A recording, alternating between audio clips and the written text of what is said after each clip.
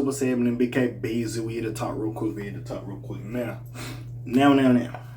Charlamagne the God doubles down after criticizing Meek Mill's career. Now, again, I spoke on this beforehand. Charlamagne basically said that Meek Mill's career hasn't been the same ever since the Drake beef when, Drake dropped Charged Up and back to back. I feel Meek Mill's career, now, after Expensive Pain, yeah. Definitely after Expensive Pain. Now, I could say the labels probably didn't look at him as a priority, especially with the beef you're beefing with Drake. He dropped back to back, got you out of here. Of course, the whole Nicki split up. I get it. But he dropped solid projects. Dream Chasers 4, wins and losses, or championships, but that's when they reconcile. Like, he had some decent projects. Them 4-packs he was dropping during the beat. Like, he had some decent projects. So, again, I understand Charlamagne's critique. But I think career-wise, even during that beef with Drake, he was okay. Now, I might have just been a heavy Meek Mill stan at that point, or a fan, and I was just listening to music. But it was quality music. It wasn't bad. It was good music. So, again, that's why I'm confused about. Shit, Blue Notes might be my favorite song from that. I'm going to have to make a top 10 Meek Mill song list. But that nigga, see, if I go down to mixtapes, though, because that nigga got some shit. Anyways, besides all that, Meek low-key got some shit. I know niggas be looking at Meek like Twitter fingers or he corny or whatever the fuck happened, or sometimes his independent shit he be talking about be look corny, and maybe he might have took a step back with the whole prison reform shit he's been doing along with Jay-Z at the time. I don't know what their relationship has been. I have a video about that where, Joe Budden ponders on what's going on with their relationship, but again, that's a story for another day. But again, I don't necessarily think his career took a hit. Now, yes, Drake is the bigger artist, yes. Drake kind of made an example out of Meek, yes. But even still, and maybe some shine went off of Meek because Meek was the street dude, the tough guy from Philly, He got bodied by the singing dude, the singing the N-word, if you will. So it was what it was. But anyways, during a recent episode of his podcast, Charlamagne claimed that Meek Mill never fully recovered from his feud with Drake. So on the Brilliant Idiots podcast, Charlamagne shared his unfiltered take on Meek Mill's career. He said that while he still respects the Philly rapper and all he's done in his community, he believes that he was never able to fully recover from his feud with Aubrey. Sorry for the cough. That was nasty. This earned him some backlash from fans and from Meek himself. The Grammy nominee took to Instagram yesterday, or not yesterday, he took to Instagram on April 1st to fire back. Since the Drake beef, I dropped Tap 3 times platinum, Peta double platinum, Blue Notes 1 and 2 platinum, Uptown Vibes with Legend from Brooklyn Fab platinum, What's Free featuring Jay-Z, Meek Mill, I Think It's Platinum, If On Me featuring Cardi B platinum, Hero, How Far We Came. He actually switched up on Drake because he helped power the Meek Was Done narrative.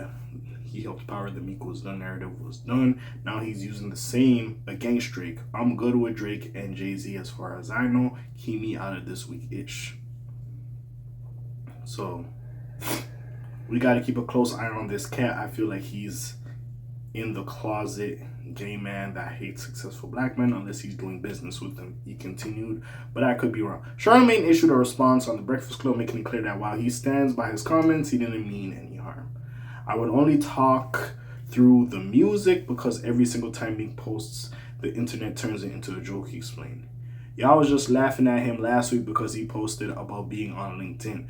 I said, the way they act with Meek is strange.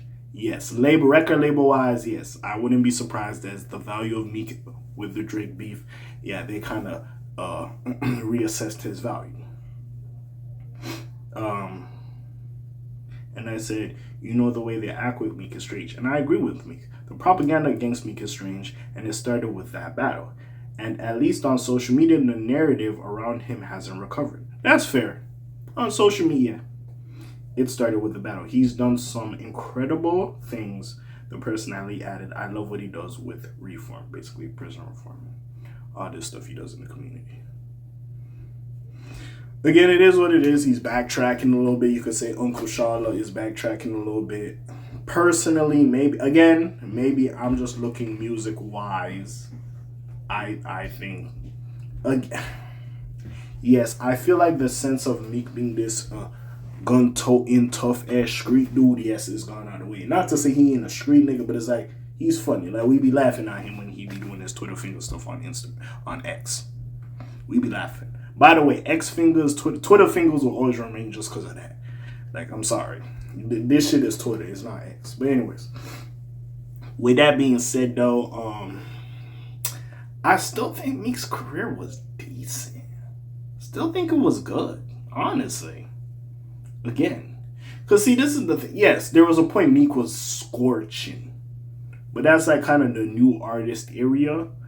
But yeah, even at the time, what was the second album? Dreams Worth More Than Money. Like, he was still Meek. He took a bit of the dip with the beat, but niggas was still working with him. It was not like a beef where niggas. It was just Drake refused to work with that nigga. Yeah, niggas was still working with Meek. Like, yeah, so it's like he was still getting features he wanted. Like, he was still doing his thing.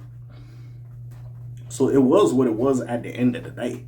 So again, we'll see exactly what they say. I think around Expensive Pain, that's when shit dipped. Now, of course, niggas was cracking jokes on him because of the Twitter finger shit, and he played into it a little bit, which didn't help his case of the persona we thought he was.